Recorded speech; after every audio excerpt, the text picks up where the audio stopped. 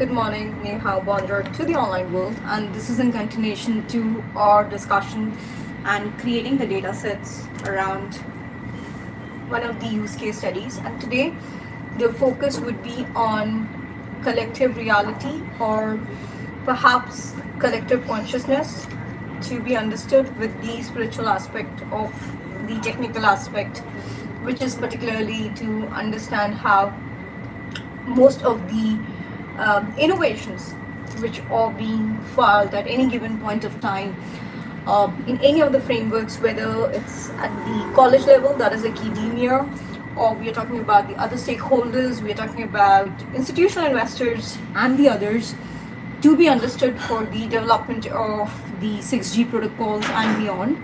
And perhaps Impula Network is one of the most robust protocols which we have developed, and there are a lot of institutional investors who are very well invested and well informed about the work we have been doing over the years. And it's not a work of just a patent filing, it was just kind of a defensive publication to state, hey, this is our um, this is our periphery. It's better you don't even try to enter that.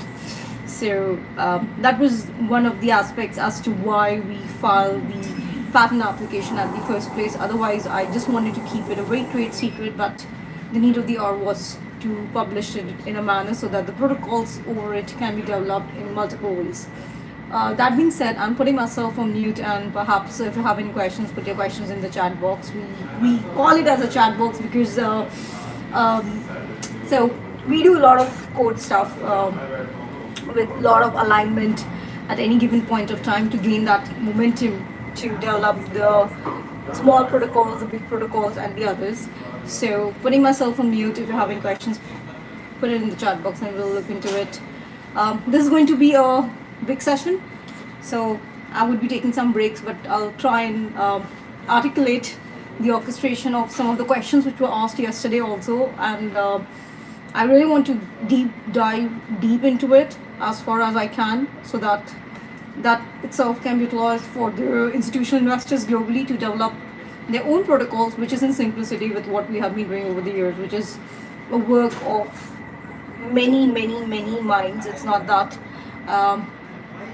when we talk about collective consciousness, when we talk about the collective reality, it that itself is a very detailed understanding of known to the human mind right now. But how we put it into the aspect of spirituality, technology, and utilize the different portals to achieve uh, what is very much achievable in terms of quadrillion kind of stuff, which we are already in talks with the institutional investors globally. So putting myself on mute. If you have any questions, you can definitely ask those.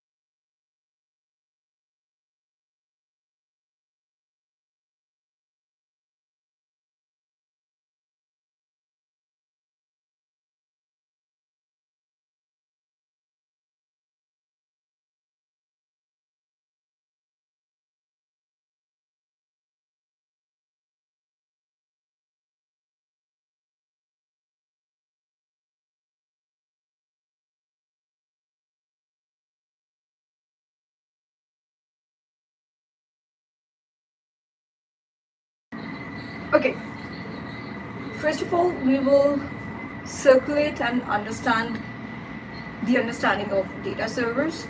And for the data servers to work, uh, obviously there are zillion parameters, and Amazon service is going through a breakthrough in terms of the electricity required just to maintain the service, and then water, which is a scarcity in terms of just canaling through that particular route.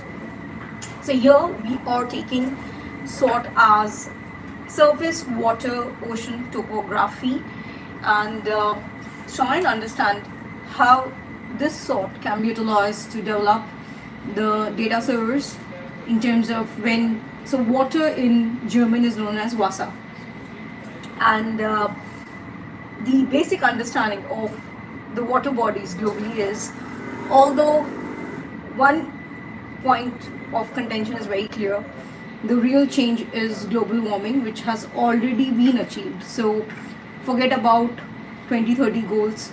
2030 goals were the goals which are kept in mind keeping the parameters which were part of the protocol way back. In 2025, the kind of seasons we are seeing in different parts of the world. Right now, I'm stationed in New Delhi, India. I mean, there used to be 4 seasons in New Delhi, but the way the articulation is, and it's just the seasonal change which we are seeing. I'm going to see, and I think we have already witnessed a couple of more seasons, because those seasons are not the seasons which are very well established, but because of the global warming and the glacier ice melting and the others, that damage is already done. Now, how this SWOT analysis can be done? The SWOT here is not the strength, weaknesses, opportunities, threat, which is a very common lingo for folks who have undergone any kind of exercise under this degree of MBA or diploma in marketing and others. But here we are focusing on the timeline of gathering the data in terms of the SWOT, which is the surface, water, ocean, topography, and particularly India right now has signed MoUs, treaties, whatnot, just to get these data centers somewhere in south of India, which is near the basin of the water bodies, so that the mitigation can be done. But obviously, if the input data sets and the other environmental conditions, including the folks who are employed, so the employment of individuals and candidates, particularly for the IT industry. IT here doesn't stand for just the common IT, which was the part of the IT protocol earlier. This is a new world order. We are living in an age which is governed by so many factors. There are very less candidates in the world who are out of the matrix, and most other folks are part of the matrix. So they are being controlled in terms of what is being shown to them at any given point of time. But the nuance here is one thing, whether you are out of the matrix or inside the matrix, one viewpoint is very clear that the weather change is real. What is happening in India itself, wherever there's water body around, a lot of destruction is happening. And since a lot of destruction is happening, there has to be immediate measures, not in terms of MOU, but the deployment of technology in terms of the tech developed by different countries, different individuals, different governments, and that has to be deployed ASAP, giving those licensing. So this is nothing to do with the font and the fan and whatnot, licensing deals which were part of the protocol earlier. I have already discussed this in great detail in terms of understanding that after 1st of April 2020, this is a new world order. I'll give you one example here. For the longest time, at least just few days back, this kind of revelation just came to me, whereas for me AD was always after the death of Christ and BC is before the birth of Christ. That's how I read the historical data set at one given point of time in my school days. And so somebody was communicating AD, and I was like, why this person is talking about AD? Then I realized AD stands for American Diamonds, and I was like, oh my gosh. So the point here is the lingo of the candidates is so different. But for the focus group of developing these servers, whether serverless, cloudless, and all those terms which are known to the tech people only, it is not for the common lingo or the common folks to understand, because this knowledge comes with a lot of research, a lot of in-depth understanding of the tech, which is part of different protocols. So the need of the hour, which is very ancient is in nature, is to give due credit to the different authorities all over the world who have actually developed something which is, whether it's not you get a patent or not, that doesn't hold any significance given the fact we are at SOS. So whosoever has developed whatever, that obviously, if I just talk about the Indian patent law or the act which has been enacted in the case of emergency. So one was always, healthcare has been emergency in India. So in case of emergency, under certain laws and the rules and sub-rules of the country, the government can always utilize the innovation for the betterment of the civilization. But here we are talking about saving the planet in some way or the other. So here the protocols, the deployment has to be very clear, with a clear consensus. This is how it is going to be utilized, because even if a patent is a granted patent, or it is something which is in review, although it is said that oppositor should be there, oppositor is a person who's skilled in the art, should be able to replicate the model of whatever is being disclosed in the application itself. Personally, I feel it's more of a facade. It's more of a way just to claim something which is unclaimed in some instances, and because of that, the trade secret is always kept at the back end for the deployment of the tech in many ways, and particularly in the telecommunication sector, because way back in the early years, so this is we are on the timeline of 2025. I'm going back to the timeline of how the life was in 2006 till 2011, and perhaps I personally orchestrated and drafted the frameworks of so many telco stuff, MIMO, MIMO, and whatnot, and in different capacities. Some are published by under different company names, but it was just a garbage which I received at my end, because obviously those research papers, but that meant nothing, because there's something called as prior art search. And prior art search is a kind of service which I don't think it's a service. It's kind of a commissioning you to perform something to get out of the databases and give an understanding which is useful enough, which can be articulated for the invention to work in a manner in which it has to work. Because there are, I would say, quadrillion applications in the databases, particularly when we're talking about the patenting part. Different countries have different protocols. I have spent my I would say zillion hours on those databases, studied those in depth. Then only I was able to I would say draft the framework of the telco applications, which were very well done. And I have a way of writing, so if somebody knows the way I write, you can always see those applications. It has a simple, not simple, but very complex way of understanding things, because as a lexicographer, because I studied so much in so much depth, that I was able to articulate it in the most I would say complex way. And for many years I was very complex, but now I feel that I have untangled that, and I'm a little bit simpler in life. Now let's go back to the understanding of this SWOT, which is particularly to understand the surface, water, ocean topography. This is done. So what are we discussing? This is to close some tabs.